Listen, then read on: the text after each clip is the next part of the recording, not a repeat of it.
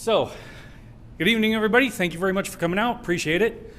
We'll see how about I don't screw this up. So, with that said, my name is Sam Westfall. Before I get too deep into that, tell you a quick story. I'm a bow hunter. Have been for about the last 13 years. About a little more than a handful of years ago, bow hunting on opening day, dropped a mule deer. In the process of harvesting it out, ended up cutting most of my knuckles open. Now, I was a tank mechanic in the Army, so I'm not the smartest guy in the bunch. So I reached back in and did the same thing all over again. Reached back in and finally I said, okay, let me figure out what's going on. I opened that muscle up, looked in there, and there was a broadhead that had been stuck in that animal for over a year while she wandered around, suffered, wounded for a year. So as I spun up archery in motion, that was part of what I was looking at. I was talking with other hunters. I've wounded 2 animals in my lifetime. Most of the other hunters that I've talked to have also wounded animals, or they've encountered wounded animals as well.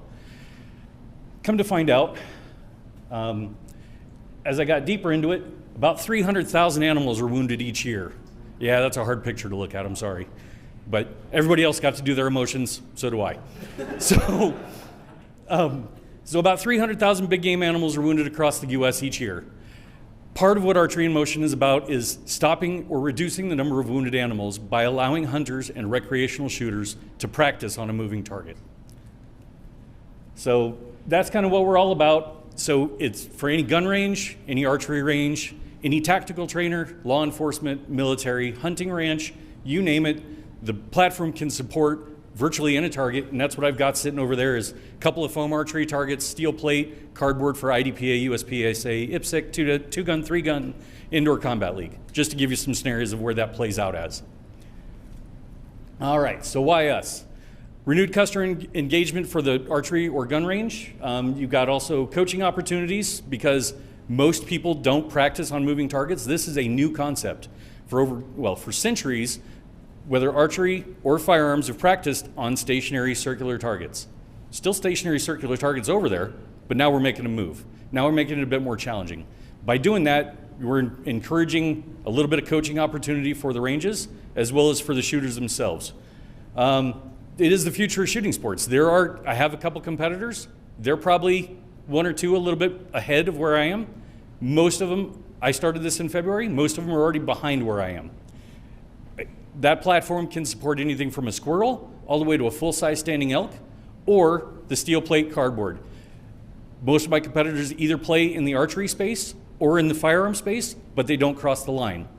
I've been a hunter and competitive shooter for 35 years. I can play both sides of that, and I can bring that to life. My time in the Army as a tank mechanic, I dealt with steel, I dealt with welding.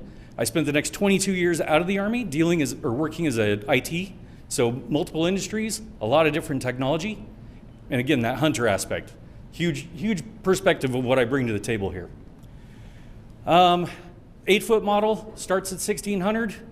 26-foot self-propelled model goes all the way up to $7,000. So there is a price point, but it's worth it because you get that opportunity to practice on a moving target before you go out for season, or for those recreational shooters that just want to go out and plink and play. With that said, there's a quick video to show you what it's all about.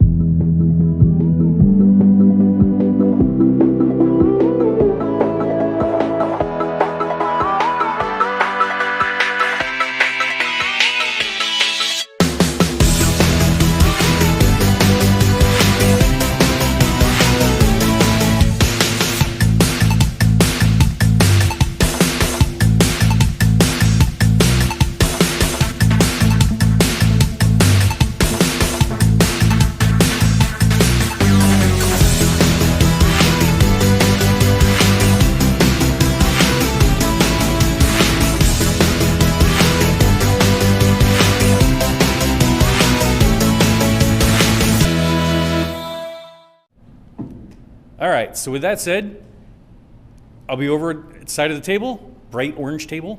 If you have any questions, happy to answer whatever you got. Otherwise, I'll hand it back to you guys. Oh, you want 1 or 2 questions. All right, what questions you got? Does it stop when you get a good hit? No, it is constant movement. So the 8-foot, I can get a single arrow in, but I'm also the one controlling the button. If I'm controlling the button and another shooter is using it, they can get 2 arrows in it. 10-footer, you can get 2 to 3 arrows in it, but it's just gonna roll to that stop point and then roll back. 26 footer moves in a big oval, so you get quartering to, quartering away, broadside, and frontal shots. Yes, sir. Is there a variable speed or Yeah, there you go. That's the question I want. So the 8 foot is a standard speed. 10 foot goes up to 4 miles an hour. So if you really want to swear, that's the way to go with it. The 10 foot or the 26 foot self-propelled is also variable speed as well. There's a lot of swearing involved in that one. Why haven't your customers developed moving target technology before? So this is a centuries-old mindset of shooting at a stationary target, single circular targets. This is a new thing, and that's a couple of the competitors are doing it, but not to this level. What do you got, Rex? Is it something I can buy or give to some of my friends that own like ranges, or is you come out and set it up? It's you buy it and bring it to the range. You buy it, take it to the competition venue. You buy it, take it to the tactical trainer, range, law enforcement. Pick your scenario. You provide the target as well as I only provide the platform. Now I do partner with one that's now a owner of 2 different target manufacturers. So I do partner with one of them, and I can get some discounts. Steel plate is steel plate, cardboard is cardboard, but the foam targets I can work with one of the vendors to get targets for you. Yes, sir. Is there an ROI discussion we can have in the range where you shoot at about, oh, you should do this because? Happy to have that discussion. Anybody else? Yes, sir. How much, on average, does adding the target of like, I want a deer on mine, Okay. gonna add to the platform, like the total cost?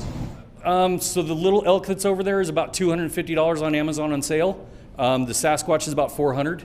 If you go to the full-size standing elk, that's a $3,500 target. So it does have a price point. Yes, ma'am. Have you thought about doing this as some kind of a rental thing where you can? It's been several discussions. When you take that monster to the gun range and people start shooting at it, I can't guarantee what happens to it at that point. So there's no way that I can lease that out. Anybody else? Or I'll happy to answer whatever questions. Yes, sir. One of your slides did mention multiple revenue streams. What are the other revenue streams you're missing? So you've got coaching opportunities, you've got competition scenarios. It actually changes the whole scenario of how competitions are run, whether it's gun ranges or archery ranges. The biggest piece is that if the range wants to rent it out for a small group or for half a day or whatever they want to do, now you're changing how their membership or their clientele can use their space. Does that answer your question? Cool. Good. Happy. I'll be over there by the Riz Candy, and I need to empty that bowl before I leave. I don't want to take home. Thank you for your time, folks. Be safe coming home. Oh, you want that one? Yeah. What I love about this idea, I saw it on your guys' face of that all, holy shit, why didn't anyone think about this before? Every single time I've introduced Sam to anyone and he pitches this, they say the same thing. Why hasn't this been thought of? It's such a cool, unique idea. And I mean, tying the emotional component with animals to it is just, that's incredible, Steve. So, Sam, thanks, brother.